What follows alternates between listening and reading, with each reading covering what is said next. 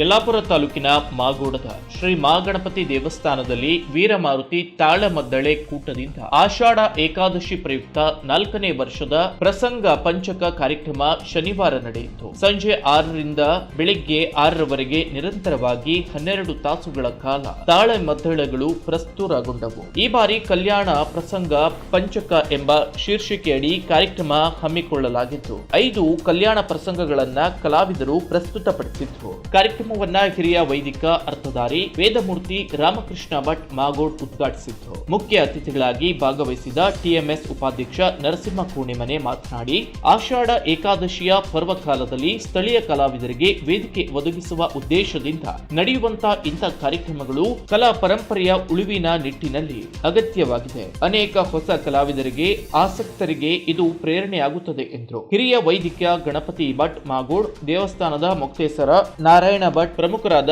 ಕೃಷ್ಣ ಹೆಗಡೆ ಕುಳಿ ಮಾಗೋಡ್, ವೆಂಕಟರಮಣ ಭಾಗವತ್ ಹೆಬ್ಬಾರ್ ಮನೆ ಇತರರು ಇದ್ರು. ನರಸಿಂಹ ಭಟ್ ಕುಂಕಿಮನೆ ಸ್ವಾಗತಿಸಿ ಪ್ರಾಸ್ತಾವಿಕವಾಗಿ ಮಾತನಾಡಿದ್ರು. ಶ್ರೀಧರ್ ಅಣಲಗಾರ್, ನಾಗರಾಜ್ ಭಟ್ ಕುಂಕಿಪಾಲ್, ಮಾಬಲೇಶ್ವರ್ ಭಟ್ ಬೆಳಶೀರು, ನಾರಾಯಣ ಭಟ್ ಕಿರಕುಂಬತ್ತಿ ನಿರ್ವಹಿಸಿದ್ರು. ಮಂಜುನಾಥ್ ಜೋಶಿ ವಂದಿಸಿದ್ರು.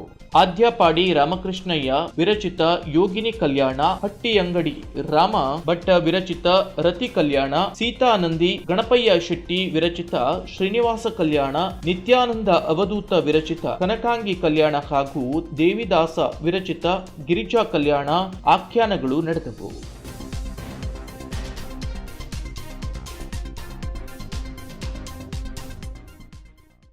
ಪ್ರಿಯ ವೀಕ್ಷಕರೇ, ಈ ವಿಡಿಯೋನ ನೋಡೋದಕ್ಕೂ ಮೊದಲು ನಮ್ಮ ಚಾನೆಲ್ ಅನ್ನ ಇನ್ನು ಸಬ್ಸ್ಕ್ರೈಬ್ ಮಾಡ್ಕೊಂಡಿಲ್ಲ ಆದ್ರೆ ತಕ್ಷಣವೇ ಸಬ್ಸ್ಕ್ರೈಬ್ ಮಾಡ್ಕೊಳ್ಳಿ. ಹಾಗೆ ವಿಡಿಯೋ ಇಷ್ಟ ಆಗಿದ್ರೆ ಶೇರ್ ಮಾಡಿ.